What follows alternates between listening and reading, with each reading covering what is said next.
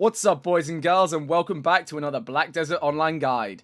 Silver is a crucial thing in this game, as pretty much everything can be purchased with it. Upgraded armor, outfits, crafting utensils, materials, yep, you name it, and you can probably purchase it with in-game money. So, the reason for this video is that I wanted to go through the top 5 ways what I personally think are the best ways to make silver. This should help you get on that economy ladder and allow you to start purchasing some gear or whatever you want. So let's get right into it. Coming in at number 5 is horse breeding. In Black Desert, you can tame horses in the wild and then level them up to a maximum level of 30. Every horse has a tier ranging from 1 to 8. A tier 1 horse is the most common, whereas a tier 8 is the rarest and hardest to obtain. As you increase the horse through tiers, they get faster, have better acceleration, turning and braking. But how does this earn you money, I hear you ask? Well, basically, you can only tame a horse up to tier 5 in the wild. To get any higher, you have to breed them together. The way breeding works is that the higher the level the two horses you breed together, the better the chance you have to increase their tier when you actually do the breeding. The foal can either downrank a tier or increase by 1 or 2 tiers, or apparently even 3 tiers in some rare cases. The way you can make money off of this is by simply leveling up 2 horses to level 30 and then breeding them together. If you get a higher rank, then you can sell it on for a profit of potentially millions of silver, but you may gain no money at all if the foal doesn't rank up. Another thing that dictates the value of the horse is the abilities it has. Every time they level up, there is a chance for them to learn a new ability. Some of these are a lot more valuable than others. For example, drift and instant acceleration increase the value of a horse by a substantial amount, so this is another way to make some good money. If you don't fancy your luck at breeding, then you can always just sell freshly tamed horses or even sell the breeding attempts. Females have 1 breed attempt, whereas males have 2, and you can place these horses on the breeding market to sell these attempts. The only reason that this has come in at number 5 and not higher is because it's a risky way to make money. You could either make millions of silver or you could make a lot less. And if you intend to level the horses yourself, then it's a pretty massive time investment. It took me about 20 to 30 hours of AFK riding to get my tier 5 horse to level 30. So it is no means a quick way to make money. But if you can, you may get a decent payout.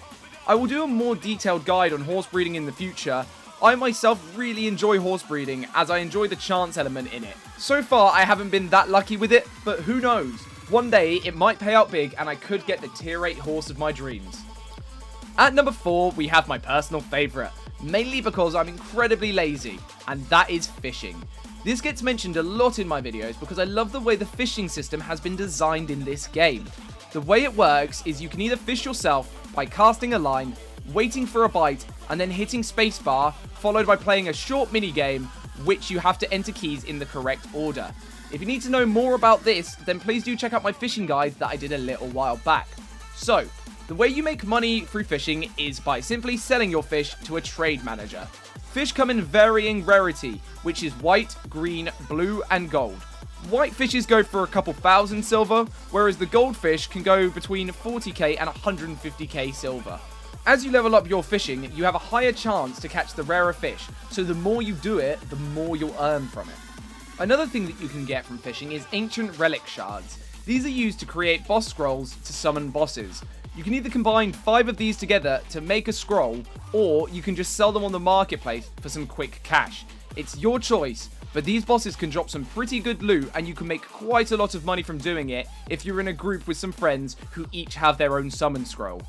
Different fishing spots also allow you to catch better fish. As an example, fishing at Velia will not net you as many rare fish, but if you were to craft a boat and head over to the deep sea or go to an island, you will catch a lot more fish from this. I totally recommend doing this as it gives you something to do and it's a lot more fun and satisfying.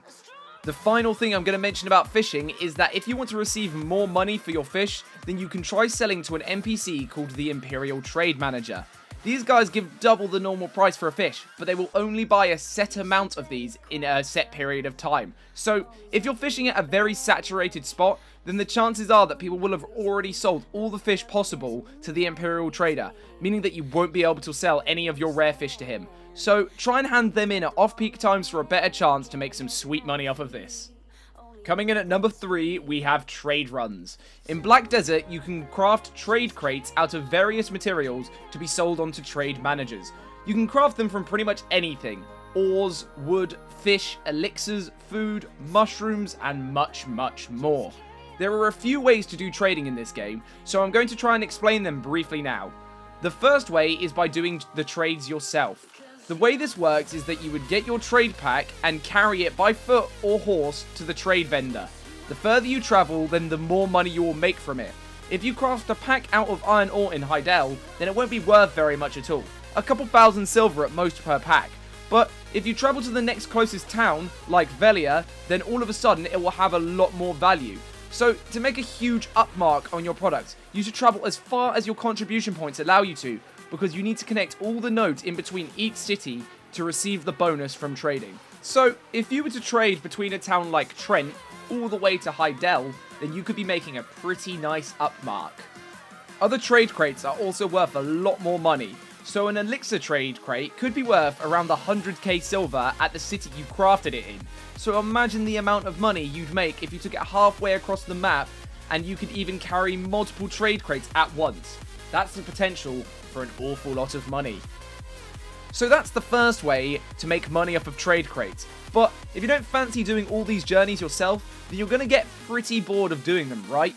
Wouldn't it be awesome if you could transport your goods from one town to another without the need to do it yourself? Well, you're in luck, because in this game, there is a storage transport system.